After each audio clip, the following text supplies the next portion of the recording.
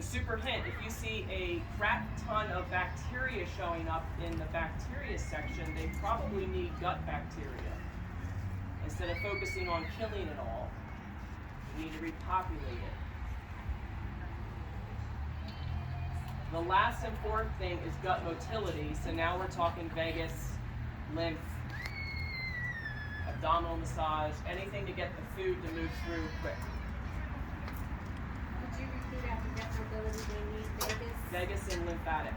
Drills, work, whatever. I teach all my clients how to do their own stuff so that they don't need me. I'm not their doctor, I'm their teacher. Teach them how to fish instead of giving Yes, them the fish. that is my motto. I'm pretty selective with the type of clients I work with, and I let them know up front that I am not fixing them. And if you're looking for that, we're not going to work with them. I'm going to go off one more tangent. When food sits in the bowel too long, which we don't want, it starts to rot and ferment.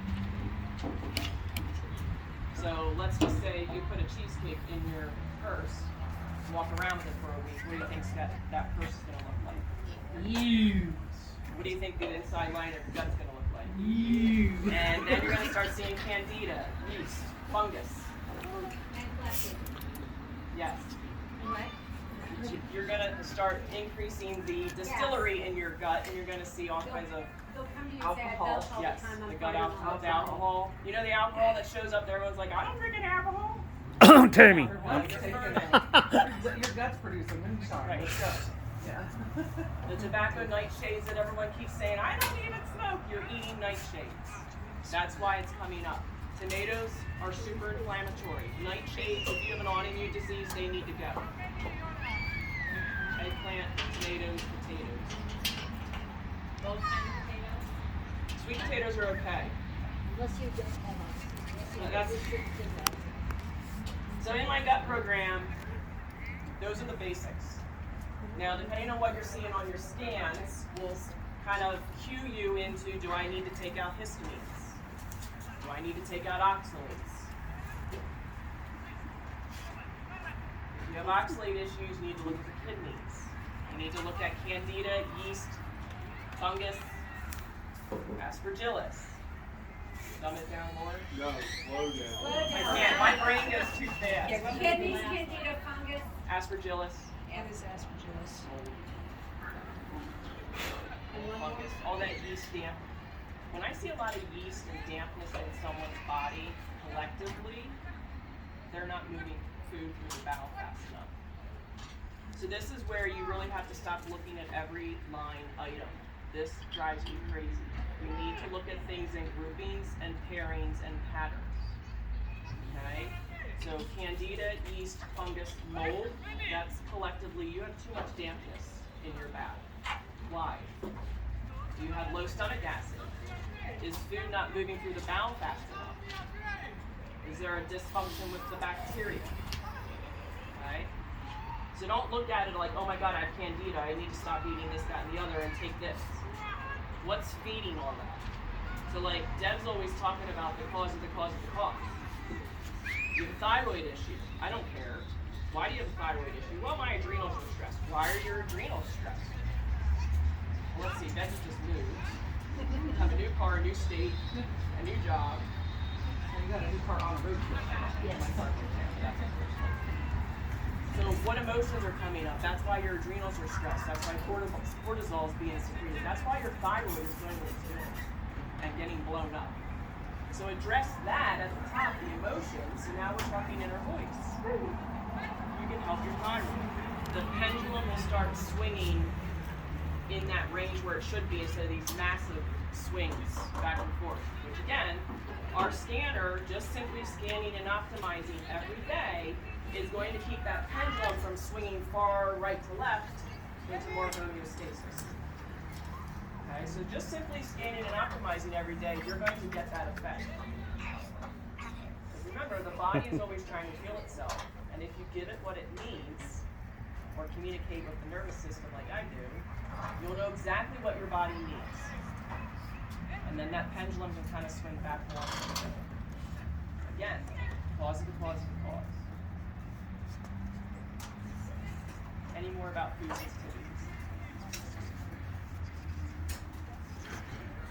What are markers physically for too much dampness? Too much dampness. Like what would it be someone if your nose are running a lot? Like what are physical things we see So dampness, well, most dampness is going to be candida, yeast, fungus, and mold. that show up on a Right. You can look at your spleen. What's the spleen doing? Spleen meridian. Someone have plantar fasciitis. That's spleen meridian. There's too much dampness. So how does plantar fasciitis equate to too much dampness? Because people will get plantar fasciitis if the spleen meridian is imbalanced. So look at your meridians, and if you see the spleen coming up. I'm just saying, spleen and plantar fasciitis, they kind of go hand in hand. So if someone has stubborn plantar fasciitis and it's not getting better despite going to physical therapy and stretching, and in my world, none of that shit works, but there's always a reason why someone has plantar fasciitis. You know, they could have a pelvic floor issue. They could have a spleen deficiency in that meridian that's creating that. It could be energetic. Emotionally, someone could not be wanting to step forward in life, depending on which foot it is, right or left. They could be stuck in their life. So when you're looking, are you like looking at, yeah, that's you? No, Carol just said that earlier. This is where you can really start to kind of broaden your horizons on where to look in certain parts of the body. If you're struggling with something and it's just not getting better. Look further. I like to kind of call myself a generalist because I know a lot about a lot.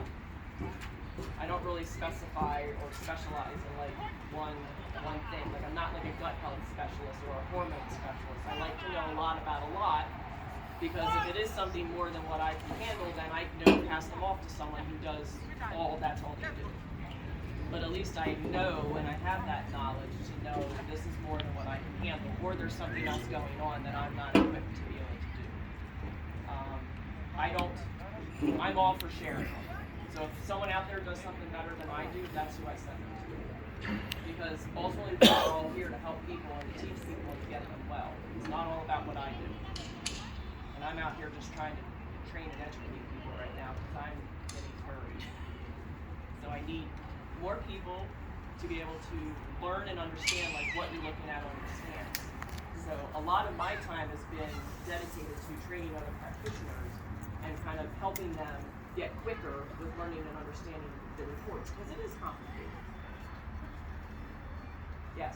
So, do you just pay attention really to the classic view and not even worry about numbers? For food, I do. For everything else, I look at the 9s and the 1s. And that's not written in stone either. Last year's Day Discovery talk a lot of it was my case studies that I've done leading up to that, where I was comparing what the scans were saying and then clients' lab work. So there were multiple times where a double red 9 was telling me there was an acute deficiency in something. So you can't take the 9s literal. It doesn't mean that you always have too much. There could be an acute deficiency.